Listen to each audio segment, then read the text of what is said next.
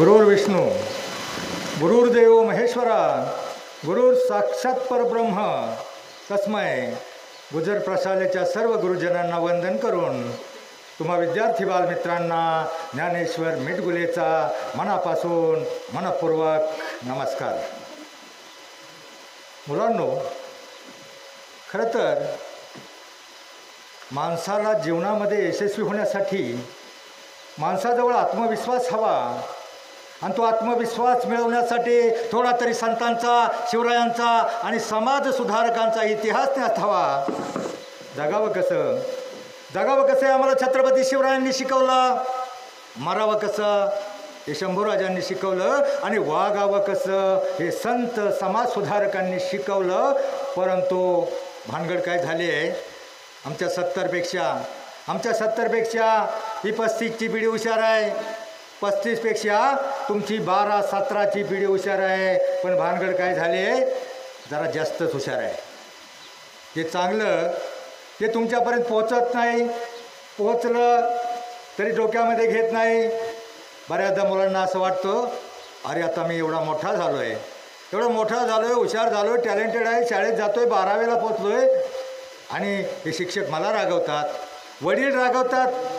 वडील सारखं रागवत असतात, अरे या चपला उलट्या पालट्या, पाय पोसणं सरळ कर, अरे पाण्याचे नळ चालू ठेवले, लायटिंग चालू, तुला काय कळतं का नाही गधड्या. वडील रागवत असतात आणि त्यावेळेला त्या मुलांना राग येतो. आणि राग आल्यावर ते मुलगं बापाला चिडायचं, काय बोलायच्या ऐवजी गप राहतं. ते एवढं ठरवतं, अरे बाप रोज रागवतो. आणि शिक्षकही म्हणतात, अरे तुला काय कळतं का नाही, शिस्त पाळ, अभ्यास कर, असं काय वागतोस. आणि मग त्या मुलाला राग येत असतो. ते मुलगं ठरवतं, आता 12वी झालं का बस या बापाच्या शिक्षकांच्या जाचातून कुठंतरी जायचं, तिकडेच कुठंतरी नोकरी करायची, तिकडेच छोकरी पकडायची आणि तिकडेच मारायचं. मुलगं ठरवतं 12वी झाली, आता 12वी झाल्यावर कुठं मिळते नोकरी, 12वी वाल्याला अलीकडे कुठे मिळते नोकरी. परंतु ते फिरत होतं, 2 महिने सुट्टी लागली, फिरलं कंटाळलं आणि बापानं हेरलं, हे पोराचं काहीतरी चाललंय, पोरगं हिंडतंय, त्याच्या आईने सांगितलंय ते नोकरी शोधतंय. आता ठीक आहे, बापाने ठरवलं जायचं तर जाऊ द्या. बापाला माहीत होतं 5 किलोमीटरवर एक नवीन कंपनी चालू होत होती आणि मग त्याने सांगितले, तुला जायचं आहे ना बाळा, जा त्या कंपनीमध्ये जा. आणि त्या कंपनीमध्ये जा म्हणल्यावर ते पोरगं गेलं. त्याला वाटलं बरं झालं सुटलो, बापाही जा म्हणतोय. गेलं कंपनीमध्ये. कंपनी मोठी होती, नवीन कंपनी होती, बाहेर मोठं पटांगण होतं, रोडच्या कडेला कंपनी होती. आणि जसा गेटच्या त्या रस्त्याच्या आतमध्ये शिरला आणि व्हरांड्याच्या आतमध्ये जे कंपाऊंड होतं, त्या कंपाऊंडमध्ये 10-12 पाण्याचे नळ असे चालू होते. मोकळं चालू होतं, पाणी वाया जात होतं, रस्त्यावर पोचत होतं. आणि त्याच वेळेला ते नळ पाहून त्याला बापाचे शब्द आठवले.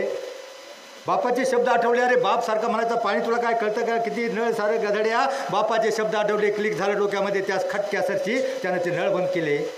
नळ बंद करून आतमध्ये गेला. आतमध्ये मोठा हॉल होता.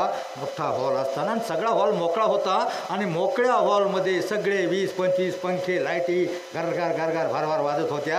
आणि त्याच वेळेला त्या बापाचे शब्द आठवले, अरे तुला काय कळतं का, लाईट किती गधड्या. आणि ते बापाच्या शब्दासरची त्याने ते नळ बंद केले. आतमध्ये गेला, हॉलमध्ये गेला. हॉलमध्ये 40-50 उमेदवार लाईनमध्ये बसले होते. आणि जसा हॉलमध्ये प्रवेश केला तशी 2-4 पायपोसणी त्याच्या पायात अडकली. त्याला ते परत आठवलं. बाप सारखा म्हणायचा, अरे चपला सरळ कर, पाय पोसणं गधड्या, तुला काय कळतं का नाही. आणि मग त्या बापाचे शब्द आठवले. त्याने ती पायपोसणी सरळ केली आणि त्या बाकीच्या सगळ्या मुलांच्या उमेदवाराच्या मागं जाऊन बसला. प्रत्येकजण उमेदवार जात होता, ह्या दरवाज्यानं जायचा लगेच बाहेर. काय भानगड, 30-40 उमेदवार लगेच जायचे, मुलाखत घेत आहे का काय, नेमकं काय त्याला कळेना. 5 मिनिटामध्ये 30-40 पुढले उमेदवार ह्या दरवाज्यानं जायचे लगेच बाहेर. शेवटी त्याचा नंबर आला. भीत आपली फाईल सावरत तो आतमध्ये घुसला. आणि तो जसा आतमध्ये घुसला तसंच मॅनेजमेंटचे सगळे HR manager, vision and commercial manager, सगळे मॅनेजर, मालक लोक सगळे उभे राहिले. आणि त्याला नाव विचारलं. त्यानं नाव सांगितलं, भीत नाव सांगितलं. त्यानं नाव लेटरवर लिहिलं आणि ते लेटर त्याच्या हातामध्ये दिलं. मुलांना ते अपॉइंटमेंट लेटर होतं. त्याला प्रश्न पडला, अरे काही विचारलं नाही, इंटरव्ह्यू नाही, मुलाखत नाही आणि आपल्याला सिलेक्ट कसं काय केलं, त्याला प्रश्न पडला. त्याच्या चेहऱ्यावरचं प्रश्नचिन्ह पाहून HR मॅनेजर म्हटला, तुला असं वाटलं ना आम्ही काही इंटरव्ह्यू घेतलं नाही, काय विचारलं नाही आणि तुझ्या हातामध्ये लेटर दिलं. तर मग आमची इंटरव्ह्यूच अशी होती. आम्ही गेटपासून, हॉलपासून, दरवाजापासून प्रत्येक ठिकाणी CCTV कॅमेरे लावले होते. आणि त्या CCTV कॅमेऱ्यामध्ये आम्ही पाहिलं ते 40-50 जण पहिले आले. एका नाही लाईट बंद केली नाही, एका नाही नळ बंद केले नाही, एका नाही पाय पोचणं सरळ केलं नाही. तूच असा एक उमेदवार आहे, तुझ्यावर तुझ्या आईवडिलांचे आणि शिक्षकांचे असे संस्कार आहेत. तू नक्की, तुला असं बापाचं वळण आहे, आईवडिलांचं असं तुला संस्कार आहेत, तू आमच्या कंपनीचा फायदा करू शकशील हा मला विश्वास आला आणि तुला सिलेक्ट केलं. त्याच्या हातामध्ये लेटर दिलं आणि मग त्याच्या डोक्यामध्ये क्लिक पडलं.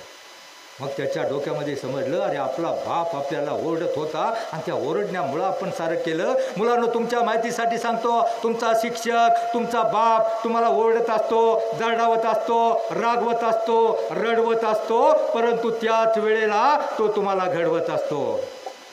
संस्काराची गरज आहे. आता मला व्यसनावर बोलायला नाही, तर मी रामायण महाभारत सांगतो आणि ते तुमच्याशी संलग्न सांगतो. प्रत्येक रामायण महाभारत बघा. होमी भाभा नाव ऐकलंय? होमी भाभा ते विशाखापट्टणमच्या समुद्र किनाऱ्यावर बसले होते आणि ते सकाळच्या वेळेला बसून चटई बसून आपला एक पुढे ग्रंथ घेतला होता, गीता भागवत काय असेल ते, आणि त्या ग्रंथामध्ये इतके मग्न होते. आणि त्याच वेळेला कलकत्त्याचा बॅनर्जी नावाचा एक तरुण त्या संशोधन केंद्रामध्ये ट्रेनिंग घेण्यासाठी आला होता. तो सकाळी उतरला पहाटे, पण आता कुठं जायचं, होमी भाभा केंद्र कुठं आहे, आणि हेच विचारण्यासाठी टाईमपास म्हणून तो समुद्राच्या किनाऱ्यावर गेला. जसा तो किनाऱ्यावर पोहोचला आणि ते ग्रस्त त्यांना विचारायचं, पण ते ग्रस्त वर पाहतच नव्हते. त्यांच्यापुढं ग्रंथ होता, इतके मग्न होते. त्याने 2-4 फेऱ्या मारल्या, इकून तिकून राऊंड मारले, सगळं झालं. आणि त्याचं अर्धा तासानंतर त्या गृहस्थाचं, वयस्कर गृहस्थाचं वाचन झालं. आणि वाचन झाल्यावर त्यांनी वर पाहिला तर हा मुलगा जो ट्रेनिंगसाठी संशोधन केंद्रामध्ये आलेला त्यांच्याकडे रागाने पाहत होता. आणि मग तो त्यांना म्हणा, अहो तुम्हाला काय कळतं का नाही, तुम्ही अशी लोक टाईमपास करता, उघड करता, मला काय कळतं का नाही, उघड टाईमपास सकाळच्या वेळेला. आता तो त्यांना बोलत होता. ते होमी भाभा त्याच्याकडे पाहत होते. त्यांनी विचारलं, का रे काय झालं, तू कशासाठी आलास? तो म्हणला, मी एका संशोधन केंद्रामध्ये ट्रेनिंग घ्यायला आलो आहे आणि मी विचारणार होतो, तुम्हाला पत्ता अर्धा तास झालं आहे, तुम्ही असंच याच्यासमोर डोकावून बसला, उघड टाईमपास करता, तुम्ही वयस्कर माणसं, तुम्हाला काय कामधंदा नाही, आपल्या देशाचं किती नुकसान, किती टाईम बर्बाद करताय तुम्ही, तो बोलत होता. आणि मग ते ग्रहस्थ तसे उठले, त्यांनी चटई सरळ केली. आणि जशी चटई सरळ केली तसे बाजूला लांब अंतरावर असले 7-8 कमांडो जवळ आले आणि त्यांना सॅल्यूट केला. त्यांची चटई आतमध्ये ठेवली. आणि मग त्या तरुण गडबडला, अरे कमांडो काय भानगड आहे. त्यावेळेला तो तरुण गडबडला, पण त्या तरुणाला ते होमी भाभा म्हणाले, तुला असा प्रश्न विचारायचा होता ना, तू ज्या संशोधन केंद्रामध्ये संशोधन घ्यायला आला आहे त्या संशोधन केंद्राचा मीच प्रमुख आहे, मीच तो होमी भाभा. आणि मुलांनो, त्यावेळेला तो तरुण त्याच्या पाया पडला, माफ करा म्हटला. परंतु त्या तरुणानं प्रश्न केला, तुम्ही एवढा टाईम इथं काय वाचत होता? तो म्हणला, मी भगवद्गीता वाचत होतो. भगवद्गीता? अरे भगवद्गीतामध्ये काय आहे? अर्जुनानं उपदेश केला आहे, अर्जुनाला प्रश्न पडला. मग त्या तरुणाला अर्जुनाला प्रश्न पडला आणि मग ते तुम्ही कशाला वाटता? जो अर्जुनाचा प्रश्न आहे ते प्रत्येक मानवजातीचा प्रश्न असतो. मला सांगा, तुमच्या घरामध्ये गाय पाहिली का तुम्ही? गाय वेलेली पाहिली?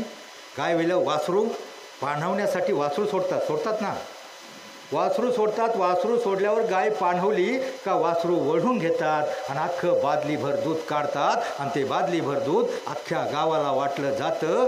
आणि तसंच त्या भगवद्गीतेमध्ये जो उपदेश केलेला आहे तो फक्त अर्जुनाला नाही, प्रत्येक समाजातल्या मानवजातीला आहे. परंतु अलीकडे नवीन पिढी जरा ओव्हर स्मार्ट झाली. त्यांना असं वाटतं का आम्ही डॉन झालो, हू डॉन.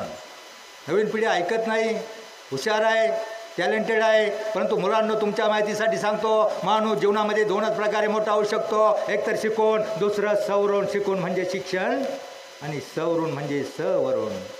सकारात्मक अर्थाचे जेवढे शब्द, सत्य, सदाचार, संयम, सुविचार, संतांचे विचार, प्रत्येक चांगल्या विचारामध्ये माणसाचं जीवन बदलण्याचं सामर्थ्य असतं. एक चांगला विचार घेऊन तुम्ही जगण्याचा, वागण्याचा प्रयत्न केला तर तुमच्यातला प्रत्येक जण मोठा होऊ शकतो. मोठं सगळ्यांना व्हायचं असतं.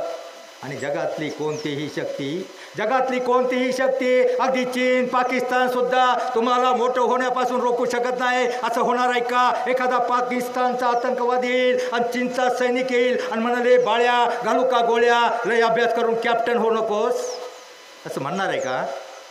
जगातली कोणतीही शक्ती तुम्हाला मोठं होण्यापासून रोखू शकत नाही. परंतु काही शत्रू आहेत. मी जरा फास्ट सांगतो, वेळ थोडा आहे. आतमध्ये जडलेत, आळस, कंटाळा, बेफिकिरी.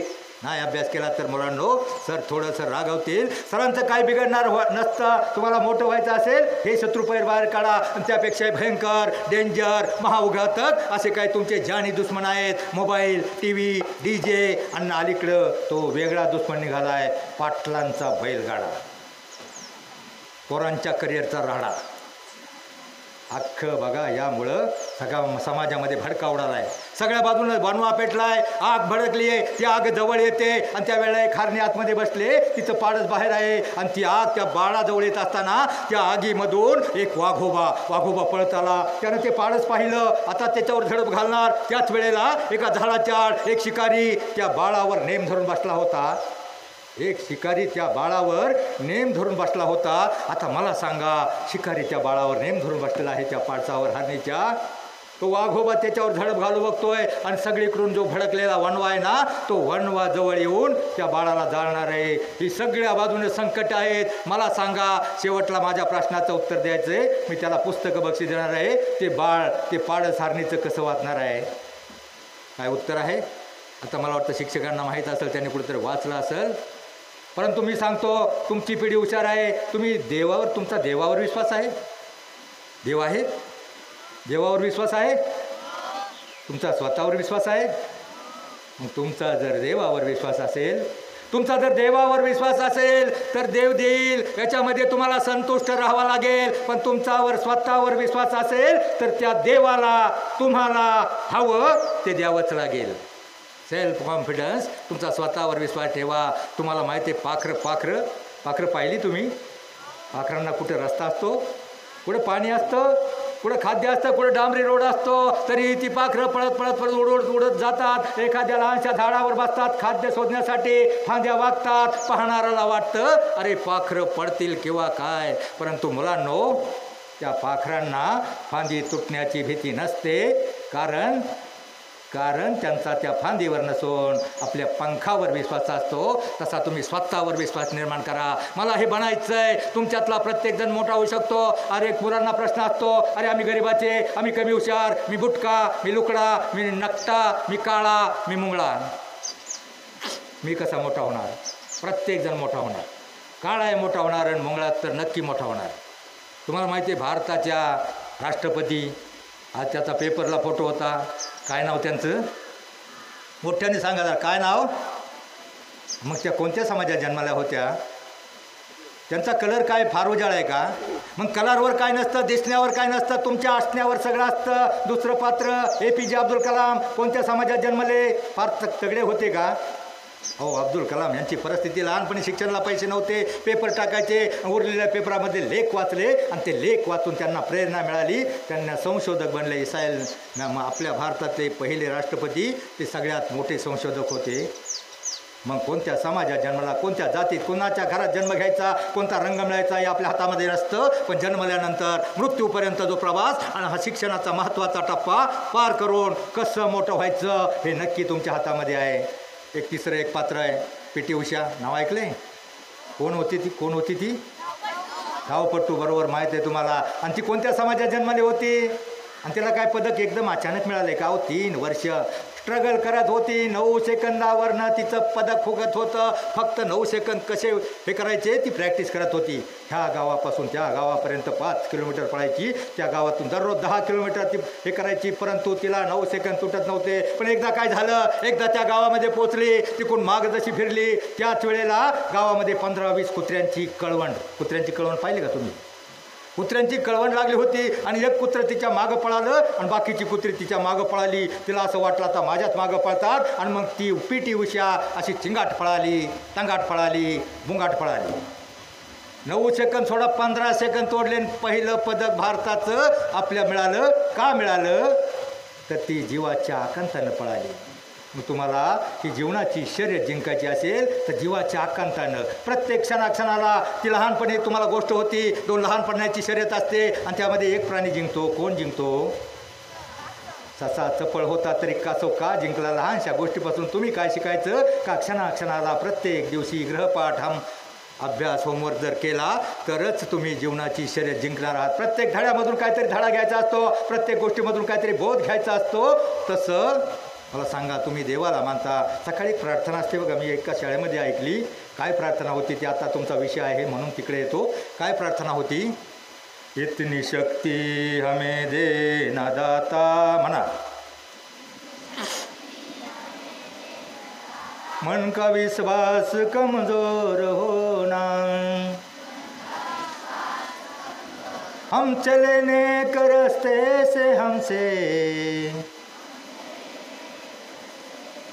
भूल कर भी कोई भूल होना. काय अर्थ होतो याचा? आता मी काही शाळेमध्ये अभंग म्हणायला सांगतो. आता काही पोरी म्हणतात आणि काही पोरी नुसत्या गालात असतात. आता मी कुठं त्यांना मुन्नी भजनामुळी म्हणायला सांगतोय. अभंग, भक्तिगीत, भावगीत एखादं आपल्या डोक्यामध्ये घुसलं, आपल्याला चांगली वागण्याची शक्ती. शेवटची ओळ काय होती? भूल कर भी हमी मत भूल होणार. मित्रांनो, मी भजनातला कार्यकर्ता, परंतु मला 100% भजन येत नाही. 50% आमच्या सणसवाडीचा संघ असतो आणि शिक्रापूरला मागे एक स्पर्धा होती आणि भजनाला बरेच बक्षे ठेवली होती. 50,000 25,000 अशी स्पर्धा होती, तुम्हाला आठवत असेल. आणि त्यावेळेला आमचा 11 खेळाडूचा संघ, त्यापैकी मी 12 खेळाडू. आता मला काही सगळं भजन येत नाही, परंतु मी म्हटलं कुठपर्यंत त्याच्यामध्ये वेगवेगळे मार्क असतात. निवड, भजनाची निवड किंवा आलाप, कोरस, संगीत किंवा सगळ्या प्रकारचे गुण असतात. आणि मी म्हटलं एक मागं कुठपर्यंत म्हणायचं, कोरसमध्ये कुठपर्यंत राहायचं. आमची गाडी कमांडर गाडी त्यावेळेला होती, जुनी येत होती. आणि ते जहाज मागे येत असताना मी एका घराच्या शेजारी रस्त्याच्या कडेला उभं होतं आणि ते घर नेमकं एका बेकार माणसाचं होतं. आणि त्या घरात मी म्हटलं आपली गाडी येतोवर आपणही प्रयत्न करावा पुढं म्हणायचा. तिथं 3 म्हणायचे भजंग, अभंग, भारुड आणि गवळण 3 म्हणायची संधी होती. आपणही प्रॅक्टिस करावा, आपणही आलाप घ्यावा. आणि मी एका झाडाखाली उभा होतो आणि मी आपला मनाशी हे गुणगुणत होतो, विठ्ठला म्हणा. हां, असं मी म्हणत होतो. तेवढ्यामध्ये त्या घरातलं बेवडं रडतच माझ्यासमोर आलं. मी म्हटलं, का रे मित्र, काय मारलं का काय? तो म्हणला, तसं नाही झालं, आत्ता तुम्ही एवढत होता ना, त्यामुळं मला लई दुःख झालं. मी म्हटलं, काय झालं? तो म्हटला, काय सांगू दुःख मित्रा, आठव मला झाला त्याच्या गुणाचा, असाच वरडून कुत्रा मेला की र माझा. काय भानगड झाली होती? रात्री 7-8 बेवड्यांची पार्टी झाली होती. 7-8 बेवड्यांची पार्टी झाली होती आणि त्या पार्टीमध्ये कुणी दारू आणायची, कुणी मटण आणायचं, कुणी मसाला आणायचा, सगळं सामान आणायचं. आणि याच्या घरी एक लहान कोकरू होतं, याने ते आणायचं. त्यांची पार्टी झाली होती आणि ती पार्टी झाल्याच्या नंतर त्यांनी पार्टी केली आणि ते सकाळी उठून डोळं चोरी तांबड्यामध्ये घरी आलं. आणि घरी आल्यावर त्यानं पाहिलं बाहेरमध्ये कोकरू उभं होतं. बायकोला विचारलं, हे कोकरू इथं कसं? तेव्हा बायको म्हटली, त्या कोकराचं जाऊ द्या, पण रात्री 12-11 वाजता 12-1 वाजता कुत्रं एवढं वरडत होतं, तुम्ही कुठं नेलं? रात्री काय खाल्लं होतं त्यांनी? मग हे जे एकदा तुमच्या माहितीसाठी सांगतो, एकदा माणूस बिघडला की परत सुधरत नाही. आणि अनेक व्यसनं निघाल्यात, अंमली पदार्थ. तुम्ही पेपरला वाचता, तुम्हाला जीवनामध्ये 2.5 कोटीची गाडी घेऊन एखादा 2 दोघांना उडवल्यानंतर अख्ख्या आई बाप आजोबा 4 पोलीस 4 डॉक्टर आणि पुढाऱ्या सकट गुंतवतो. मग का गुंतवतो? फक्त संस्काराची कमी. जीवनामध्ये तुम्हाला मोठं व्हायचं असेल तर तुमच्याकडे संस्कार हवेत. आणि ते संस्कार मिळवण्यासाठी काय झालं, तेवढ्यामध्ये त्याची बायको धावत आली त्या बेवड्याची आणि म्हणली, दादा तुम्हाला काय म्हटला का? मी म्हटलं, नाही ग बाई, मला जास्त काय बोलला नाही आत्तापर्यंत. आणि मला फक्त कुत्रा बनवलाय, घेऊन जा, नाही तर बोकड माकड खेकड काही बनवून टाकील. ती म्हटली, कुठं घेऊन जाऊ दादा? हा नमुना बापाच्या इज्जतीसाठी याच्याकडे राहिले, घराण्याच्या नावासाठी याच्याकडे राहिले, नाही तर रोज आपल्या पोरांच्या शाळेला पैसे नाही, काय विकतो खातो, फार बरबादी केली. मी म्हटलं, बायकोच्या हातात असतं. नवऱ्याला प्रेमानं सांगायचं. म्हणलं, प्रेमाने सांगितलं, विनवित राया घडोघडी, आता तरी सोडा दारू तडी. तो म्हणतो, तुझा बाप काय मला खर्च देतो, पैसे देतो, आता माझे मी खर्चून दारू पितो, नको करो वटवट दाबील नरडी, माझ्या गळ्याला हात घालतो. मग मी तिला म्हटलं, बाई मग गावात कोणी नाही का मोठा माणूस, तंटामक्ती अध्यक्ष, पुढारी किंवा पोलिसात जायचं? ती म्हणली, दादा ते पण करून पाहिलं, याला ते पण म्हणले, सरकारनं बंद केला दारूचा गोतांग, दारू प्यायला कोठून मिळेल आता, प्या तेव्हा हातामध्ये पडेल बेडी, आता तरी सोडा ही दारू, सोडली असेल का होते ना, वाटतं का तुम्हाला? आणि मग त्याने छाती पुढं केली आणि ते उलटं म्हणतंय, त्या सरकाराच्या बापाला कोण ग भेतो, तो हवालदार बेवडा माझ्यासोबत पेतो, आम्हा दोघांची सोबत तंगाड.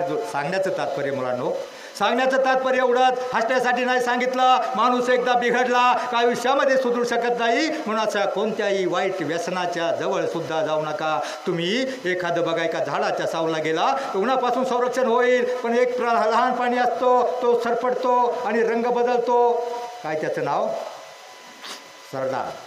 सरडा रंग बदलतो. आई म्हणते सरड्याच्या जवळ जाऊ नको, त्यानं जर फुंक मारली तसं डोळे जातात. त्या सरड्यापेक्षाही डेंजर ह्या माणूस जातीमध्ये तुम्हाला बिघडायला टपलेली, तुमची शिकार करायला टपलेली, तुमच्यावर नेम धडप घालायले वाघ शिकारी अख्खा वणवा पेटलाय सामाजिक, आणि तुम्हाला भस्मसात करणार आहे. फक्त कोणत्याही आयुष्यात वाईट प्राण्याच्या, वाईट मित्राच्या, वाईट व्यसनाच्या आहारी जाऊ नका. जीवनामध्ये माणसाला यशस्वी होण्यासाठी विश्वास हवा.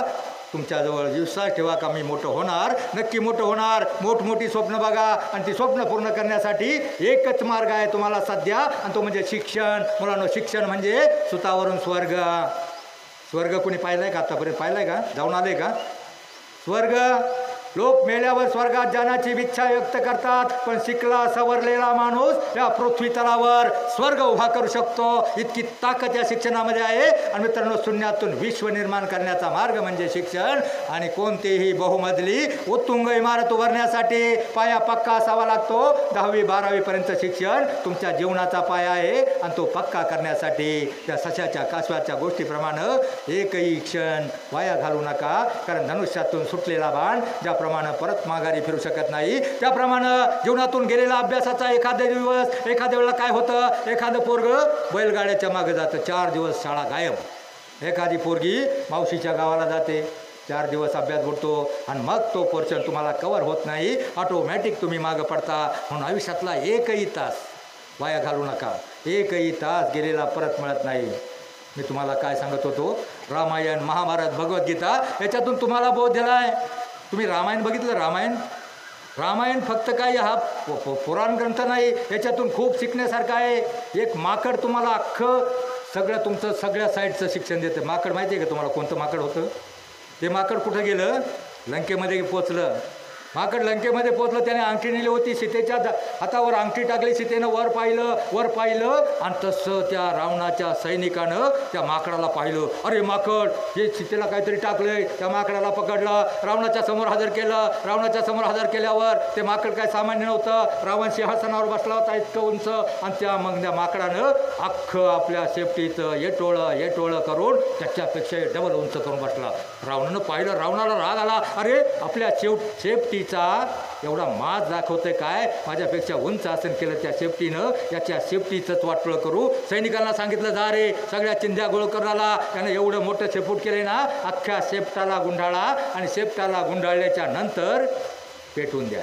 म्हणजे याच्या सेफ्टीचा माज मोडो. सैनिक पळाले. सैनिकांनी अख्ख्या गावातल्या साड्या आणल्या तरी काय त्या शेपूट पुरं झालं नाही, थोडंसं उरलं. आणि त्यावेळेला काय होतं मुलींनो, त्यावेळेला बायांच्या कपाटामध्ये एवढ्या साड्या नव्हत्या. त्यावेळेला 1-1, 2-2 साड्या फार तर. आत्ता एका मी कार्टून बघितलं, एका म्हातारीनं सगळ्यात खालची साडी जशी ओढली, वरच्या साड्या तिच्या बोकांडी पडल्या, म्हातारी खतम. एवढ्या साड्या कपाटात असतात तरी बाई म्हणणारच मला परत साडी घे. कशाला पाहिजे साडी? त्या साड्या काय करायचं एवढ्या साड्या? तर गरजेपुरतं आम्ही सगळी मारवाड्याची धन करतो, आणि आम्ही भिकारी होत चाललो आहे, याची आम्हाला कल्पना नाही. त्या माकडाला पकडलं, एक साडीचं अंतर उरलं. कोणता तरी सैनिक म्हणला, आता साडी उरली नाही कोणत्याच घरामध्ये, काय करा का लंकेमध्ये जी सीता आहे ना, जा तिची साडी घेऊन या. आणि मग जसं त्या माकडानं ते ऐकलं, आणि मग माकडानं शेपूट आकसून घेतलं. अरे म्हटली झालं मेकअप झालं त्याचं. आणि म्हणले जा आता कुणीतरी राखेल आणा. 2-4 कॅन राखेल आणलं, आणि 2-4 माचीस आणल्या, आणि म्हणले राखेल होता, पेटवून द्या. आणि जसं त्यानं राखेल ओतलं, पेटवून दिलं. आणि मग ते माकडानं जसं उड्डाण केलं, पहिलं रावणाच्या वाड्यावर, कुणाच्या होड्यावर, कुणाच्या महालावर, कुणाच्या घरावर, अख्खं आपला पलिता शेपूट इकडं तिकडं पेटवून अख्खी लंका जाळली. आता मला सांगा, याचं युद्ध चालू आहे, कुणाचं रशिया आणि युक्रेन, माहिती आहे ना, पाहिलं का टी व्हीला? आता बातम्या येत नाहीत. किती दिवस झाले मला सांगा, त्या युक्रेनचा आणि रशियाचा किती खर्च झाला असेल युद्ध जिंकायला? किती खर्च? आपल्या भारताचं 10-15 वर्षाचं बजेट एवढा खर्च झाला. मग मला सांगा, त्या माकडाचा लंका जळायला किती खर्च झाला? किती झाला बघा. तुम्हाला कॉमर्स साईडला एक विषय आहे, बुक किपिंग अँड अकाउंटन्सी. 8ला इकॉनॉमिक्स किंवा BBA BCAला बिझनेस मॅनेजमेंट. कमीत कमी खर्चामध्ये कमीत कमी भांडवल, कमीत कमी श्रमशक्ती वापरून जास्तीत जास्त फायदा कसा घ्यायचा हे त्या माकडापासून शिकायचं. किती खर्च झाला त्या माकडाचा? किती खर्च झाला? साड्या कोणाच्या होत्या? तर सांगा मोठे. साड्या कोणाच्या? राखेल कोणाचं? माचीस कोणाची? अख्खं 0 बजेटमध्ये युद्ध जिंकलं. मग त्या रामायणापासून, त्या माकडापासून एवढं शिकायचं. प्रत्येकच्या रामायणामधून एवढं शिकायचं. मला काय व्यसन? मला सांगा, व्यसनमुक्ती सर, ते अंमली पदार्थाचं व्यसन किंवा पुढं नशे करणारं व्यसन, ते वेगळं व्यसन, ते लांब राहिलं सर. तुम्हाला व्यसन सांगायचं असेल तर मी हे व्यसन सांगतो. मला एका व्यसनमुक्ती कॉलेज होतं, जातेगावच्या कॉलेजचा कॅम्प होता आणि मला व्यसनमुक्ती विषय दिला होता. मी 5 मिनटं बोललो. दारू, गांजा, नका, सिगारेट, अंमली पदार्थ हे व्यसन बोललो. परंतु त्यापेक्षाही मी अर्धा तास ह्याच विषयावर बोललो. अलीकडं व्यसन, 20 वर्षाचं पहिलं व्यसन दारू, गांजा, अंमली पदार्थ, 20 वर्षानंतर व्यसन लागायचं. पण अलीकडं प्रत्येक घरामध्ये पहिल्याच वर्षी लहान बाळाला एक व्यसन लावलं जातं. कोणतं व्यसन? आयुष्यामध्ये माणसाचे 3 गुरु असतात. त्या पहिल्या गुरुला म्हणजे आईला त्याचा दुष्परिणाम माहीत नव्हता. दुसरा गुरु शिक्षक, तिसरा आध्यात्मिक गुरु. परंतु त्या पहिल्या गुरुनं काय केलं? लहान बाळ रडायला लागलं तर त्या आईनं त्याच्या हातामध्ये काय दिलं? मोबाईल चालू करून दिला. आणि मोबाईलची ती प्रखर लायटिंग एवढी प्रखर असते, इफेक्टिव्ह असते, आणि त्या लहान बाळाच्या डोळ्याची आवरणं एवढी नाजूक असतात. आणि एक म्हण होती, जर मुलगं रडत नाही तोपर्यंत आईसुद्धा तपास करत नाही. आणि मुलगं कुठपर्यंत रडलं नाही त्याचं डोळं खराब होईपर्यंत रडतच नाही. आमच्या सणसवाडीच्या वाघोलीच्या 2 घराण्यातल्या लहान 7 वर्षाच्या मुलाचं डोकं हँग झालं. 10 वर्षाच्या बाळाला त्या मोबाईलमुळं, ज्या बाळाच्या हातामध्ये पहिल्या वर्षी मोबाईल दिला जातो, 10 वर्षापर्यंत त्याला चष्मा लागतो, 15 वर्षापर्यंत त्याचा नंबर इतका वाढतो. आणि 20 वर्षानंतर ज्या मुलाच्या हातामध्ये पहिल्या वर्षी मोबाईल पडला, 20 वर्षानंतर त्याला कोणता नंबरसुद्धा सूट होत नाही. ते 100% आंधळं होतं. तुम्ही जागतिक रिपोर्ट आहे. मुंबईसारख्या ठिकाणी ऑनलाईन शिक्षणामुळं मुंबईमध्ये त्या मुलांना लायसन मिळालं. मोबाईलचा त्यांनी इतका गैरवापर केला. आमची पोरं तरी बाहेर शेतामध्ये उधळायची, इकडं तिकडं जायचं. पण तिथं बाहेर पडल्यावर लॉकडाऊनमुळं दांडकं पाठीत पडायचं. आणि जरा ताहड बसा. मोठ्या मुलांसाठी जरा ताड बसा. मोठ्या 10वी 12 9वी ते 12वीच्या मुलांनी जरा ताड बसा. कारण येत्या 1 तासामध्ये मी तुमची बॅटरी इतकी फुल चार्जिंग करून देणार आहे, कमीत कमी तुमची लग्न होईपर्यंत उतरणार नाही. जरा ताड बसा. आयुष्यात महत्त्वाचे 2 क्षण असतात बघा जीवनामध्ये. महत्त्वाचे 2 तास असतील. 1 तास कोणता? एक आत्ता मी जे सांगतोय ना त्यातलं बघा. पाऊस पडताना काही थेंब मृग नक्षत्राच्या पावसाचे, काही थेंब मातीमध्ये पडतात, विरून देतात. काही थेंब सापाच्या तोंडामध्ये पडतात, त्याचं विष होतं. काही थेंब लोहाराच्या आयरणीवर पडतात, बाष्पीभवन होतं. एखादा थेंब आळवावर पडतो, तो मोत्यासारखा चमकतो, उन्हानं विरघळून जातो. परंतु एखादा थेंब शिंपल्यामध्ये पडतो, त्याचा मोती होतो. माझ्या विचाराचा एखादा थेंब तुमच्या कानाच्या शिंपल्यामध्ये पडून तो जर तुम्ही कव्हर केला तर तुमच्या आयुष्याचा मोती सोनं होईल. हा विश्वास देऊनच जाणार आहे. मुलांनो, मी एका सोलापूरच्या पलीकडे सुयश नावाची शाळा होती. 8वी ते 12वी टॅलेंटेड विद्यार्थी होते. 1 तास झाल्यावर सरासरी मला आठवण येते. मी त्यांना म्हणलं आता संपलं का? नाही, ते म्हणले सांगा. म्हटल्यावर 3 तास त्यांनी मला तिथंच घुमवलं. मला दुसऱ्या शाळेत जायचं होतं. मला वेळेचं तुम्हाला कंटाळा आल्यावर सांगा बरं का. तुम्हाला कंटाळा आल्यावर सांगाल ना. तर मी तुम्हाला काय सांगत होतो? मोबाईलला सगळ्यात मोठा शत्रू आहे. मी तुम्हाला पहिले सांगितलं, मोबाईल, TV, DJ, हेडफोन लावतात. त्या मोबाईलने एवढे घोटाळे केले. मुंबईसारख्या ठिकाणी 10 ते 12% मुलांची डोकी हँग झाली, पागल झाली, मेंटल झाली पोरं ऑनलाईन शिक्षणामुळं. त्यांनी 1 तास ऑनलाईन शिक्षण आणि 7-8 तास एवढा मोबाईल घुमवला. एवढ्या गाड्या आतल्या आत पलटी केल्या आणि त्यामुळं एक पोरगं हँग झालं. एक पोरगं हँग झालं. करोडपतीचं आमच्या शिंदेचं अवसरीचं पोरगं हँग झालं. तिचा बाप तिथं मोठा उद्योगपती आणि स्पेशल दवाखाने निघालेत. मोबाईलचा जो रोग आहे ना त्यासाठी स्पेशल दवाखाने, 1000 रुपये फी असते. मुंबईला दवाखान्यात नेलं, तपासलं, ह्या दवाखान्यात बरं झालं नाही. 4-5 मुंबईला दवाखाने झाले आणि 70 लाख खर्च झाला. किती लाख? आपल्या घरामध्ये आहे का 70 लाख कुणाच्या रेडी?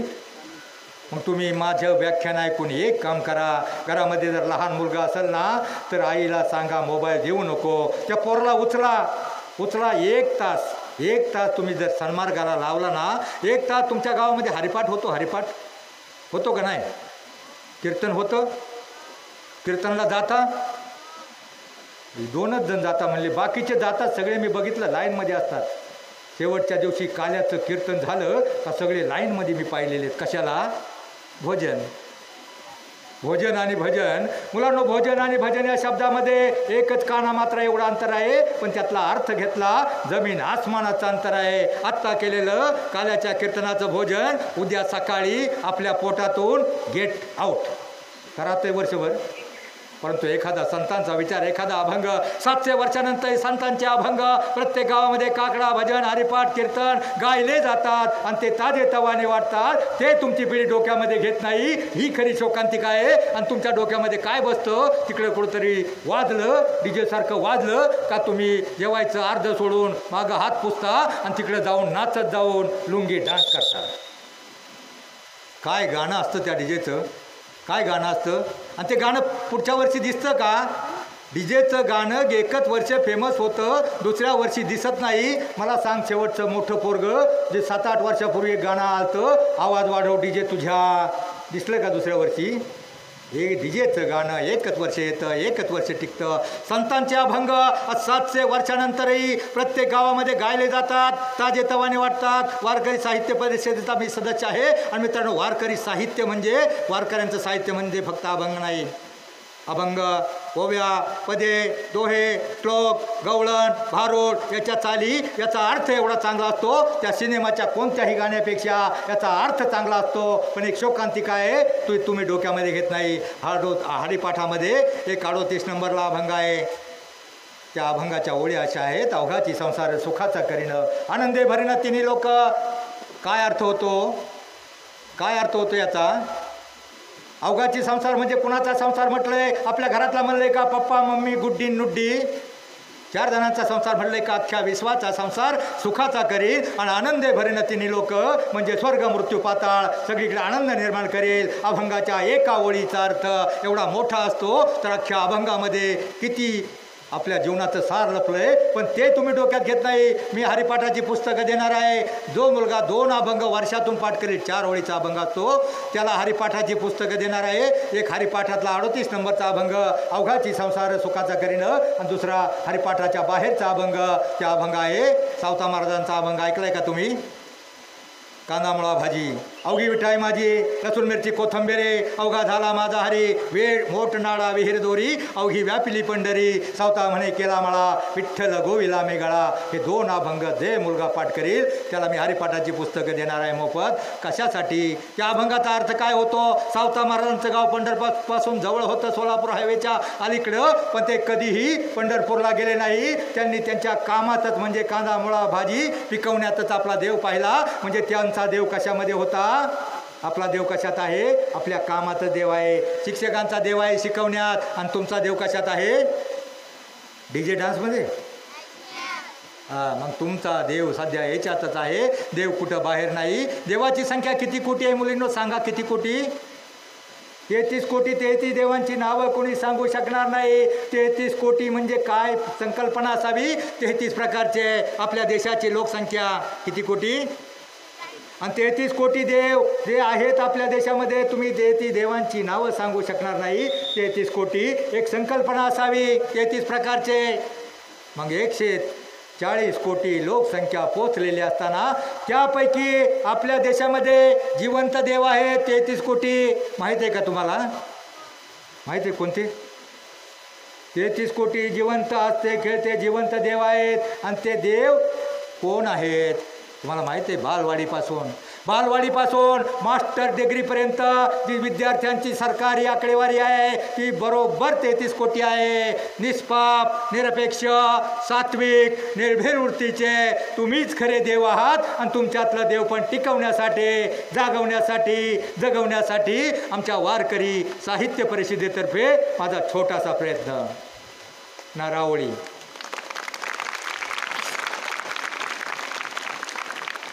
ना रावळी ना देवळी ना कोण त्या विटेव, विद्या मंदिरात साक्षात 33 कोटी देव तुम्हीच खरे देव आहात. फक्त तुमच्यातलं देव पण त्या वाईट व्यसनांच्या आहारी जाऊन आयुष्यात घालू नका. ज्ञानियाचा वाहतुक्याचा वंश तुमचा तोच आहे. आपल्याही रक्तात थोडा ईश्वराचा अंश आहे. अहो ईश्वर, देव म्हणजे तरी काय असतं? आत्मा हाच परमेश्वर. तुमच्या प्रत्येकामध्ये देव आहे, फक्त तो देव घालू नका. हीच माझी विनंती आहे. मी तुम्हाला सांगत होतो त्या मोबाईलमुळं मुंबईचं करोडपतीचं 70 लाख खर्च झाले, पोरगं बरं झालं नाही. मग गावाकडे एक आजी असते, आजीकडे गावठी विलाज असतो. आजी म्हणली डॉक्टरनी पोरगं बरं होत नाही म्हणल्यावर पोरगं काहीतरी झटाकलं असेल. झटाकलं म्हणजे माहिती आहे ना. मग तिने गावाला पोरगं बोलवलं आणि मग झटाकलं. ह्या देवलशाकडे लिंबू नारळ सगळं दिलं. पाहिलं 4-6 देवलशी आणि मग भारीतल्या देवलशाकी नेलं. त्या देवलशाच्या अंगात वारं येत होतं. त्या देवलशा पुढं बसवलं आणि त्या देवलशाने सांगितलं. आता देवलशाचं वारं बघितलं का तुम्ही? अंधश्रद्धा ठेवा, अंधश्रद्धेवर विश्वास ठेवू नका. ते काही खरं नसतं. वाजलं का जसं लेझिम खेळतो अंगात येतं तसा प्रकार असतो. त्या देवलशाच्या पुढं सगळी माणसं घरातली 10-12 बसली आणि त्या देवलशानं अंगामध्ये वारं घ्यायचा प्रयत्न केला आणि जसं वारं आलं ते उड्या मारायला लागलं. आणि मग म्हटलं जरा बाजूला सारखा, माझ्या अंगात आलंय बरं का. लोक बाजूला सरली, पोराला पुढं आणलं आणि मग सांगितलं याला आमच्या देवीला 1 लाखाची ओटी भरावं लागेल. श्रीमंत घराणं होतं, पण ते म्हणले बरं होईल का? 1 लाखाची ओटी भरली, देवीला खर्च केला, पार्टी घातली, काय कापलं, जे कापायचं नसतं ती बकरं कापली मुलांनो.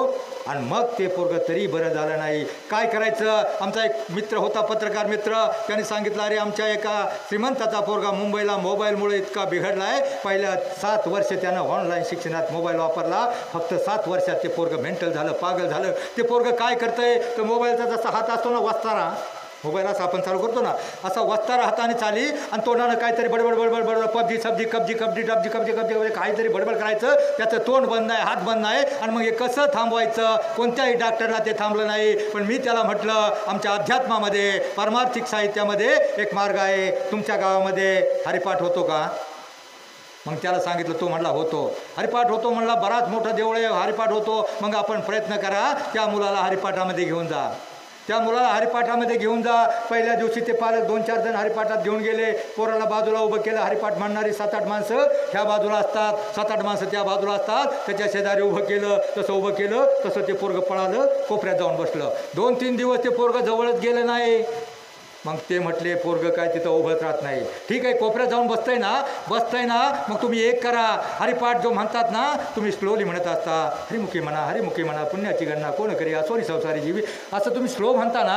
मग मी त्यांना म्हटलं तुम्ही आवाज इतका वाढवा. आणि मग आवाज वाढवा म्हणल्यावर त्या दिवशी त्यांनी मोठ्यानं म्हणायला सुरुवात केली. इवलेसे रोप लावलेले द्वारी, त्याचा वेलू गेला गगनावरी, मोगरा फुलला, फुले वेचिताती भरो, कळियाची आला, असं मोठ्या म्हणायला लागले. तो मोठ्यानं आवाज ऐकून त्या पोराच्या कानामध्ये घुसला आणि मग त्याचं तोंड आपोआप बंद झालं. त्याचं लक्ष त्या आवाजाकडे लागलं. मोठ्या आवाजानं त्याच्या तोंडातले जे शब्द आहे कब्जी सब्जी टब्जी काय ते बंद झालं. ते बघायला लागलं. एका रोगावर 1 विलाज झाला, अर्धा विलाज झाला. ते तिकडं बघायला लागल्यावर मी त्यांना म्हटलं मग दुसऱ्या दिवशी तुम्ही टाळ इतके मोठ्यानं वाजवा, खणानं वाजवा, जास्त माणसं जमवा. टाळ वाजवावं लागले. हरिमुखे म्हणा, पुण्याची गणना कोण करी, मोठ्यानं टाळ वाजवायला लागले. आणि ते बघता त्या टाळांचा आवाज त्यानं ऐकला. त्या टाळाच्या आवाजामुळं त्याचा जो वस्तारा होता ना, मोबाईल चालू बंद करायचा, तो वस्तारा बंद झाला. आणि वस्तारा असं हात करत होता, त्याऐवजी ते जसे टाळ वाजवतात तसा टाळ वाजवू लागला. असा टाळ वाजवता त्याचे 2 विलास झाले. आणि 4-5 दिवसानंतर ते पोरगं त्या बाजूला उभं राहिलं. आणि 15 दिवसामध्ये मुलांनो ते पोरगं हरिपाठ म्हणायला लागलं. अवघाची संसार सुखाचा करीनं. 70-80 लाख खर्च झाला, ते पोरगं बरं झालं नाही. ते फक्त आमच्या हरिपाठामध्ये त्याचं काय रोग होता, त्याच्या डोक्यामध्ये जो वस्तारा होता आणि तोंडातले सब्जी टब्जी काय असते ते बंद का झालं. हरिपाठामध्ये एवढी ताकद आहे. मुलांना मी 45 वर्ष पत्रकार करतो. माझ्यावर 3 वेळा हल्ले झाले. मी कराडला असताना एका जमादारानं हल्ला केला, अनेक हल्ले झाले. का निवडणुकीमध्ये एक पार्टिशन पडलं, हल्ला केला, परंतु 3ही वेळेला मी बेळगावला होतो दंगलीमध्ये. मी पत्रकार असल्यामुळं मला या तिकडे जायला परवानगी असायची, पण दंगली तिथं कोण पत्रकार बघत नसतं, दगड मारत असतात. एक दगड माझ्या लागला, पण नेमका माझ्या खिशामध्ये हरिपाठ असतात 1-2, त्या हरिपाठात लागला. एका पोलिसानं भांडण झालं, मी त्याची काठी फेकून दिली. त्यानं घरातून कोयता आणला आणि कोयता जसा मारला तो माझ्यावर, मी जरा मागं सरलो, कोयता हरिपाठावर लागला. आत्ता मागं एका निवडणुकीमध्ये अख्खं पॅनेल पडलं आणि पॅनेल पडल्यावर त्यांनी मला गाठलं आणि रॉडनं हे हल्ला केला, परंतु हल्ला झाला असताना त्याचा रॉड माझ्या हरिपाठावर लागला. 1-2 हरिपाठ फाटले. ज्याच्या खिशामध्ये हरिपाठ आहे, ज्याच्या आयुष्यामध्ये 2 अभंग पाठ आहे, त्याचं जीवन कधीच भंग होणार नाही, हे मी तुम्हाला बॉन्डवर लिहून देतो.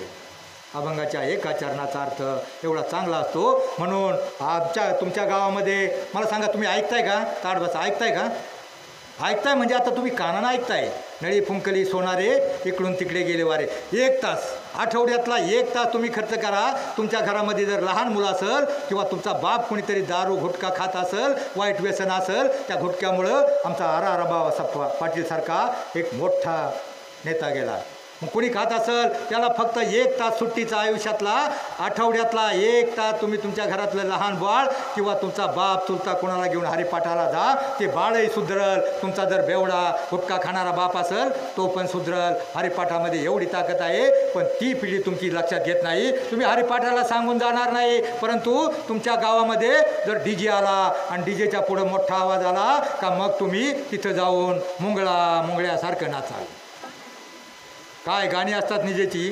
7-8 वर्षापूर्वी एक गाणं आलं डीजेचं, आणि ते गाणं असं होतं, एका बाईचं नाव होतं आणि त्या बाईच्या घरापुढे जाऊन त्या मोठमोठ्या तुकार पोरांनी इतकं त्या बाईच्या नावानं बोंबाबोंब केले. ती बाई बाहेर निघाली नाही आणि दुसऱ्या वर्षी ते गाणं पण दिसलं नाही. काय गाणं होतं ते?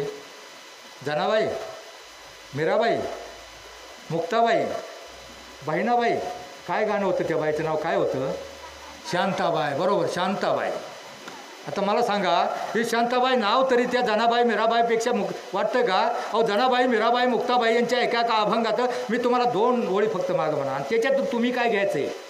मी तुमच्याशी संलग्न आहे तेवढंच सांगणार आहे, बाकी काही सांगणार नाही. मीराबाईचं एक भजन होतं आणि त्या 2 ओळीतून तुम्ही काय घ्यायचं? जसं अवघाची संसार सुखाचा करीनं, म्हणजे तुमचा जगाचा नाही स्वतःचा संसार सुखा करायचा. कांदा मुळा भाजी म्हणजे आपलं कर्तव्य कर्म हेच काम. तसं मीराबाईचं एक भजन आहे, त्याच्यातून तुम्ही काय घ्यायचं? बघा, भजन आहे, माग म्हणा. जैसी लागी लगन मीरा हो गए मगन, वो तो हरी हरी हरी हरी हरी गाने लगी. आता 1-2 पोरांनी निस्त्या असल्या तोंड चालवली नाही. मी तुम्हाला मगाशी सांगितलं, मी कुठं तुम्हाला मुन्नी बदनाम होई म्हणायला सांगितलंय. संतांचं एखादं ओळ तोंडामध्ये घुसली, अंतकरणामध्ये रुजली, शरीरामध्ये त्याचा इफेक्ट होईल. म्हणून एखादा अभंग आयुष्यामध्ये 2 अभंग पाठ करा. एका चरणाप्रमाणे वागण्याचा जगण्याचा प्रयत्न करा. ह्या ओळीचा अर्थ काय होतो? जैसी लागी लगन म्हणजे मीराबाईला श्रीकृष्णाच्या भक्तीची एवढी आवड, एवढी गोडी निर्माण झाली होती, तशी गोडी तुम्हाला अभ्यासाची निर्माण झाली. आणि मीरा हो गई मगन म्हणजे मीराबाई श्रीकृष्णाच्या भक्तीमध्ये एवढी लीन तल्लीन मग्न झाले होते. तशी जर तुम्ही अभ्यासामध्ये मग्न झाला तर तुम्हाला मगाशी सांगितलं, जगातली कोणती शक्ती, अगदी चीन पाकिस्तान सुद्धा तुम्हाला मोठं होण्यापासून रोखू शकणार नाही. मी मगाशी तुम्हाला सांगत होतो, मी भजन स्पर्धेमध्ये फक्त साधं म्हणून चालत नाही. मीराबाईचं एक भजन होतं बघा. काय भजन होतं? नाचुंगी नाचुंगी नाचुंगी नाचुंगी नाचुंगी म्हणा. हरि गुण गावत नाचुंगी. बरं जाऊ दे, पोरांना असं नाही चालत, त्यांना जरा फास्ट पाहिजे. छुन्नुक छुन्नुक टाळ वाजवी, पाटामधलं पाणी, रानपाखरा संग गातो, तुझी विठ्ठला गाणी. विठ्ठल विठ्ठल जय हरी विठ्ठल, टाळ्या वाजवा. विठ्ठल विठ्ठल जय हरी विठ्ठल, विठ्ठल विठ्ठल विठ्ठल विठ्ठल, विठ्ठल विठ्ठल विठ्ठल विठ्ठल. टाळ्या प्रामाणिकपणे जोरदार वाजवायचा इफेक्ट कारण तुम्हाला सांगतो. विठ्ठल विठ्ठल विठ्ठल विठ्ठल, विठ्ठल विठ्ठल विठ्ठल विठ्ठल, विठ्ठल विठ्ठल जय हरी विठ्ठल, विठ्ठल विठ्ठल विठ्ठल विठ्ठल. आता या बारक्या पोरांनी म्हटलं बरं का जोरात, पण मोठी 2-4 पोरं नुसतीच हसत होती. याचं शास्त्रीय कारण सांगतो. तुम्ही बघा, ज्यानं प्रामाणिकपणे टाळ्या जोरानं वाजवल्या त्याच्या हाताला झिंझिने आले असतील, आल्या का नाही? ज्याच्या हाताने प्रामाणिकपणे टाळ्या वाजवल्या त्याच्या हाताला झिंझिने आले असतील, आणि झिंझिने आल्यावर अख्ख्या रक्तवाहिन्या प्रवाहित झाल्या असतील. आणि दुसरं, विठ्ठल विठ्ठल विठ्ठल हा शब्द आपण उच्चारताना आपल्या अंतःकरणामध्ये कंपन निर्माण होतात, जोर येतो. आणि मग त्याचं शास्त्रीय कारण, जो विठ्ठल प्रामाणिकपणे म्हणला असेल, हाताने टाळ्या वाजवला असेल, दिवसातून एक दिवस एखादा अभंग म्हणून 5 मिनिटानंतर फक्त अर्धा मिनिट विठ्ठल विठ्ठल म्हणून टाळ्या वाजवा. त्याचं शास्त्रीय कारण सांगतो. आयुष्यामध्ये BP, शुगर, रक्तदाब, मधुमेह, कोलेस्ट्रॉल, अटॅक आणि कॅन्सर होणारच नाही. साधा विलाज आहे, आध्यात्मिक विलाज आहे, परमार्थिक विलाज आहे. सगळीकडे भणका वाढला आहे, समाजामध्ये आग पसरली आहे, अनैतिकचा वणवा पसरला आहे. अनिती कुनीती यानं समाज भस्मसात होतोय. आणि मला सांगा, मी तुम्हाला पहिला प्रश्न विचारला होता, ही आग ते पाडच कसं वाचणार आहे? कसं वाचणार आहे? आहे कुणाकडे उत्तर? मग मी पुस्तक देणार आहे त्याला, 33 कोटी देव. हे माझं पुस्तक आहे, कविता संग्रह. ना रावळी ना देवळी, तुम्हीच खरे देवा आहात विद्या मंदिरात. ते पाडस कसं वाचणार आहे का कोणाला माहिती?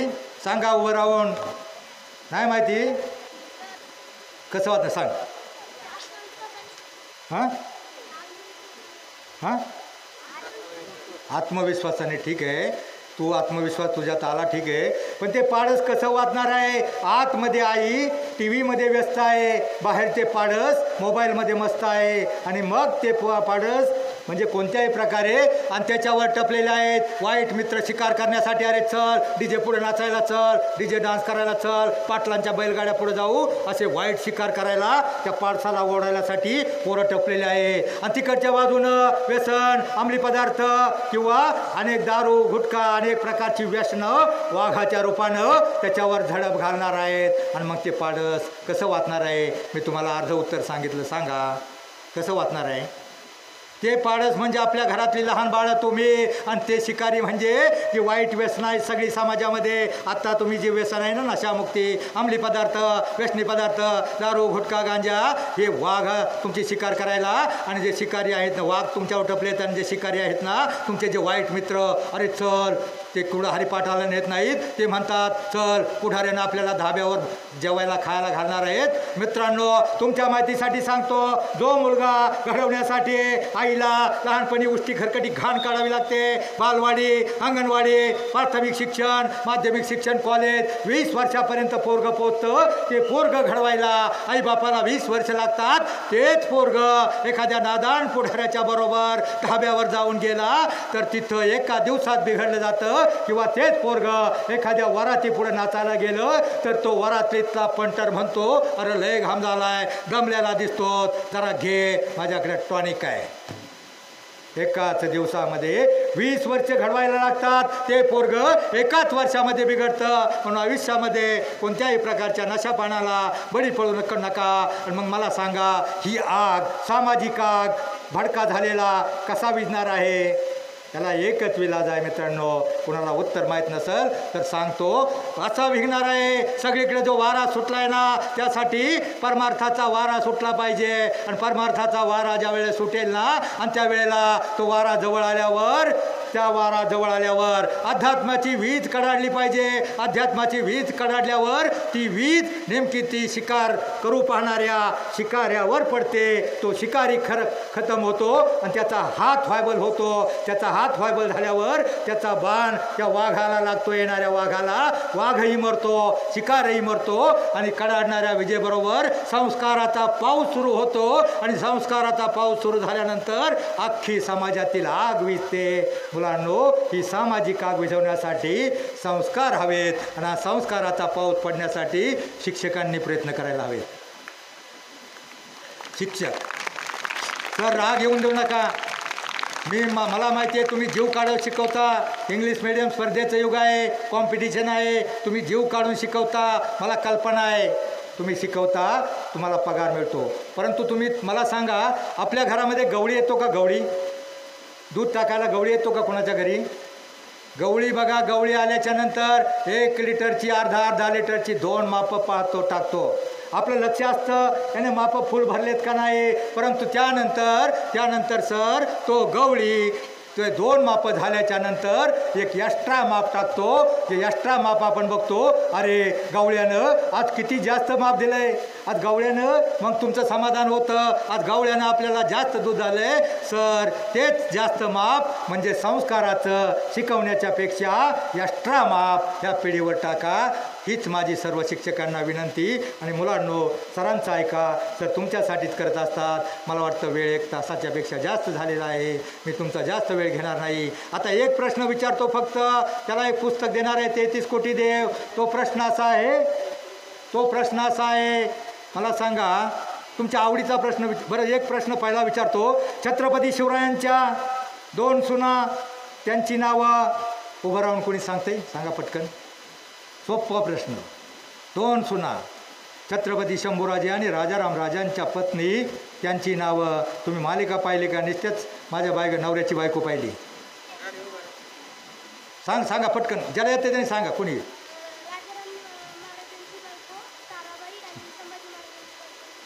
एक मिनिट थांब, उभा राहा. आता एक दुसरा प्रश्न विचारतो बघा. तू उभाच राहा. एक दुसरा प्रश्न मुलांसाठी, मोठ्या मुलांसाठी.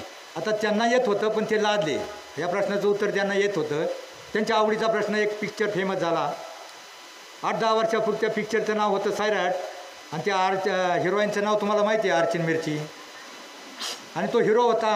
हिरोचं नाव आता तुमची स्मरणशक्ती बघतो बरं का. तुम्ही निश्चित गंमत म्हणून बघता तर काहीतरी लक्षात राहते किती बुद्धिमान शाळेतली मुलं आहेत बघणार आहे.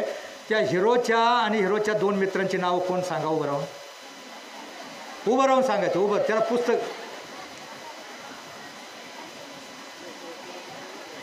सांगा उभं राहून. कोण? सांग. 1 मिनिट शांत. काय?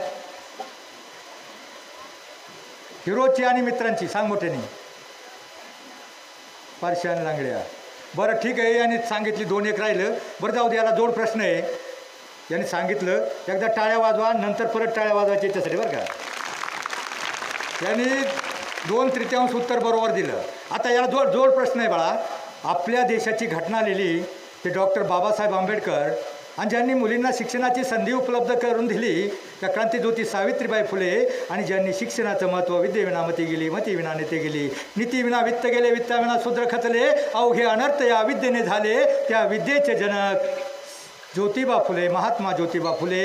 यांच्या मुलाचं नाव काय बाळा?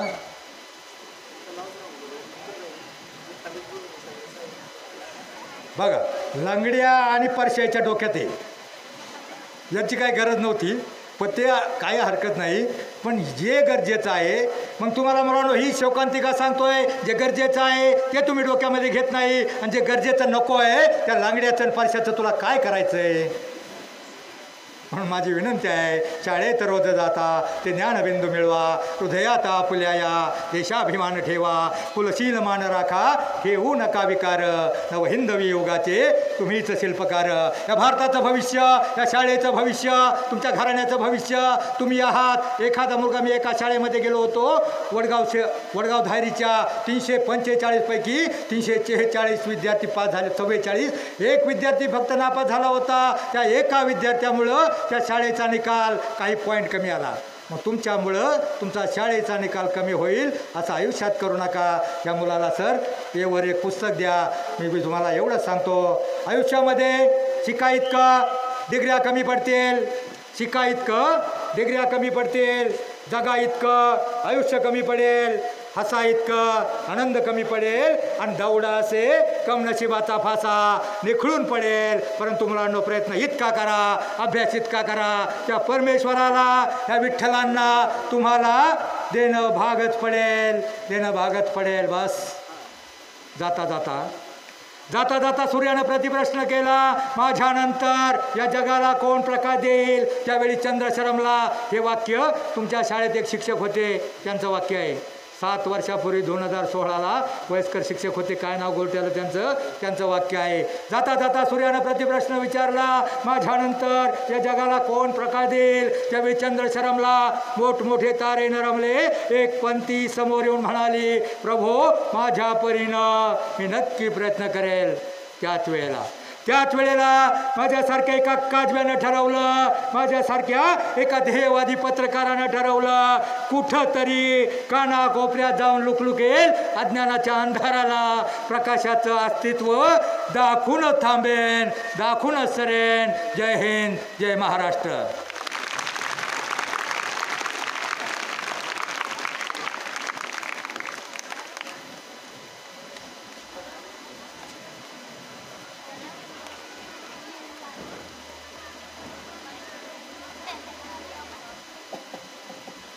आता आपण व्यसनमुक्तीवरती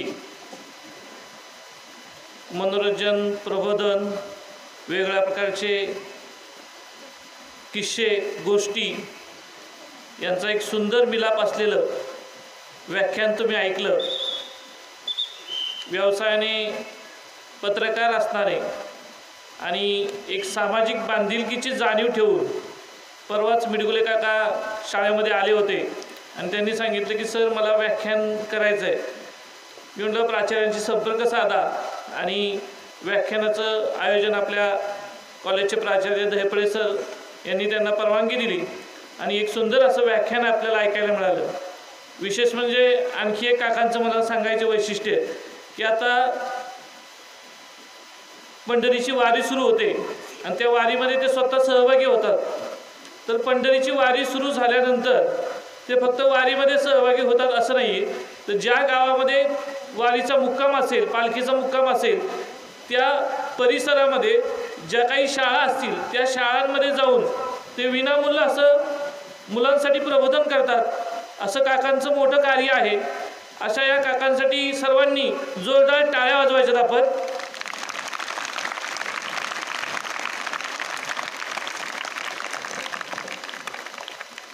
या ठिकाणी ते आपल्या प्रशालेमध्ये आले, सुंदर असं व्याख्यान दिलं.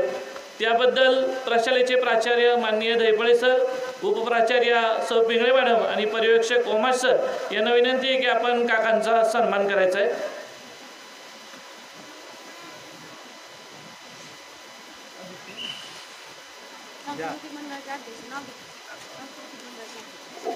सांस्कृतिक मंडळाचे अध्यक्ष भगत सर, ज्युनियर कॉलेजचे अध्यक्ष वाळके सर यांना विनंती की आपण पुढे यायचं आणि प्राथमिकच्या बलाई मॅडम यांना विनंती की आपण यायचं. सौ वाळके मॅडम आपणही यायचं.